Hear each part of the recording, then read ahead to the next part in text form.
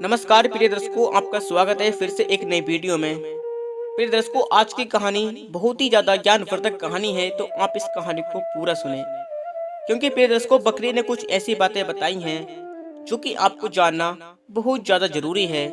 और आप उन बातों को यदि जान जाते हो तो आपका मन कदापि नहीं भटकेगा और सही मार्ग पे चलने लगेगा, जिससे कि आप बहुत ज़्यादा तरक्की करोगे, विकास करोगे।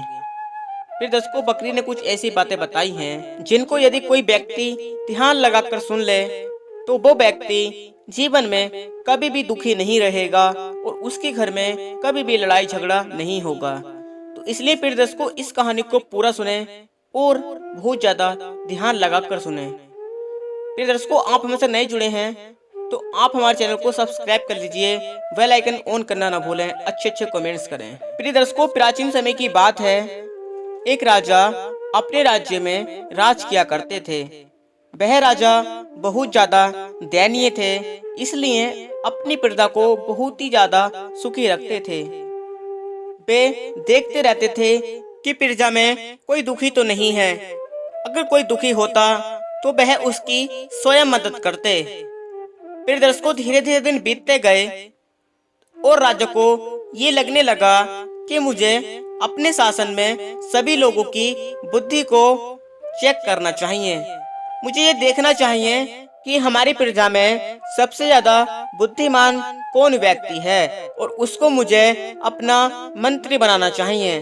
तो प्रिय दर्शकों, सभी लोगों से कहा गया कि ये एक बकरी है और आपको इसको पेट भर के चारा खिलाना है।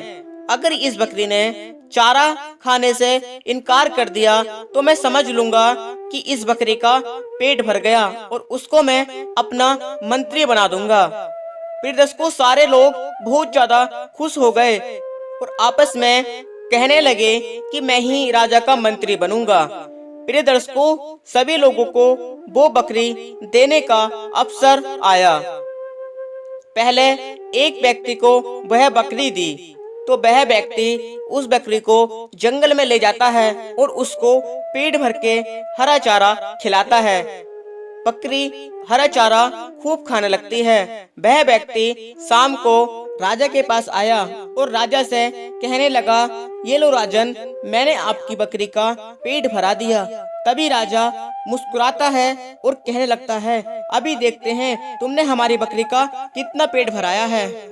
फिर वह राजा बकरी को अपने पास बुलाता और पास में खड़े अपने दास से कहता, हरा चारा लेकर आया जाए। तब वह दास हरा चारा राजा के पास लेकर आता है और कहने लगता है, ये लीजिए महाराज। फिर वह राजा उस बकरी को वह हरा चारा डालता। तब वह बकरी सोख फिर से उस चारे को खाने लगती। तो प्रिय दर्शकों, वह राजा उस व्यक्ति से कहने लगता, इसका मतलब है तुमने हमारी बकरी को पेट भर के चारा ही नहीं खिलाया, देखो ये दोबारा से खाने लगी, इसका मतलब ये है अभी भी भूखी है। प्रिय दर्शकों, इस प्रकार वह व्यक्ति अपनी हार मान जाता है और वह राजा के सामने बहुत ज्यादा दुखी होकर, विवश होकर वहां से चला जाता है। इस प्रकार राजा जिसको भी देता अपनी बकरी, वह उसकी बकरी का कदापि पेट न भराते और इसी प्रकार राजा के सामने दुखी होकर चले जाते। फिर दर्शकों, पूरे प्रजा में ये हाहाकार मच गया कि अगर राजा की बकरी को किसी ने भी पेट भर के चारा नहीं खिलाया तो वह उसका मंत्री कभी भी नहीं बन सकता। तो प्रिय दर्शकों, एक साधु थे, वो बहुत ज्यादा ज्ञानी साधु थे। जब उनके पास ये सूचना पहुंची कि राजा की बकरी का कोई पेट नहीं भरा पाया तो वह खुद स्वयं राजा के पास गए और राजा से कहने लगे कि राजन, हम आपकी बकरी का पेट भरा देंगे, आप हमें अपनी बकरी दे दीजिए। तो प्रिय दर्शकों, राजा उनको अपनी बकरी देते हुए कहते हैं, ये लीजिए हमारी बकरी और इसको अच्छे से पेट भराना। वैसे तो इस प्रजा में कोई भी व्यक्ति नहीं जो कि हमारी बकरी का पेट भरा के ला सके और हमें खुश कर सके। तो प्रिय दर्शकों, वह साधु उस बकरी को एक जंगल में ले जाते हैं और वह बकरी जैसे ही चारा खाने लगती तो वह साधु उसको एक लाठी मारते। इसी प्रकार जब भी बकरी हरे चारे को खाने लगती तो वह उसको बार बार लाठी मारने लगते। तो प्रिय दर्शकों, बकरी समझ गई कि जैसे ही मैं चारे को खाने लगती हूँ तभी ये साधु मेरे को एक लाठी मारने लगते हैं।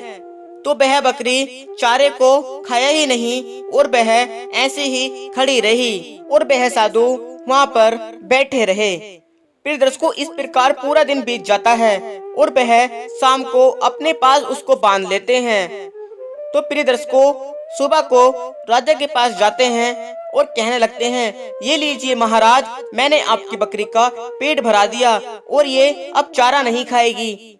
तो प्रिय दर्शकों, राजा हंसते हुए कहने लगता है, ये क्या, आपने तो बकरी का पेट ही नहीं भराया, ये तो बिल्कुल खाली है। तब वह साधु राजा से कहने लगता है, नहीं राजन, ऐसी बात नहीं है, मैंने आपकी बकरी का पूरा पेट भरा दिया, अब ये चारा नहीं खाएगी। तब राजा पास में खड़े दास से कहने लगते हैं, हरा चारा लेकर आया जाए। तब वह दास हरा चारा लेकर आता है और राजा को दे देता है। राजा अपनी बकरी को पास में बुलाते हैं और उसको हरा चारा खिलाने लगते हैं। प्रिय दर्शकों, जैसे ही बकरी उस हरे चारे की तरफ देखती तब वह साधु पास में खड़े होते और वह चारे को न देखकर उन साधु को बार बार देखने लगती। वह सोचने लगती, जैसे ही मैं हरा चारा खाऊंगी तो ये साधु मेरे को मारने लगेगा। तो प्रिय दर्शकों, इस प्रकार बकरी चारा खाने से इनकार कर देती है। राजा बार बार प्रयत्न करते उस बकरी को हरा चारा खिलाने के लिए, लेकिन वह विवश हो जाते क्योंकि बकरी हरा चारा खा ही नहीं रही थी। तब वह साधु कहने लगते हैं, राजन, मैं इस बकरी को बहुत अच्छे से चारा खिलाया हूँ, इसलिए यह खाएगी नहीं। तब वह राजा कहने लगते हैं, शाबाश महात्मा जी, आपने हमारी बकरी का पेट भरा दिया और हम आपको मान गए कि आप सबसे ज्यादा बुद्धिमान हैं। तब प्रिय दर्शकों, वह राजा उन साधु को अपना मंत्री बनाने के लिए कहने लगते हैं और उन साधु को अपना मंत्री घोषित कर देते हैं। तो प्रिय दर्शकों, हमारा समझाने का अर्थ यही था कि जिस प्रकार बकरी पेट भर के चारा खाती लेकिन उसका मन बार बार चारा खाने को करता था, और प्रिय दर्शकों, जैसे बकरी का मन होता है वैसे ही प्रत्येक का मन होता है।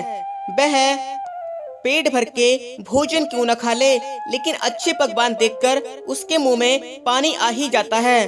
तो प्रिय दर्शकों, प्रत्येक का मन बहुत ही ज्यादा चंचल होता है, हमें इसे बहुत अच्छे से संभाल कर रखना चाहिए। हमें अपने मन की बहुत ही कम ही सोचनी चाहिए।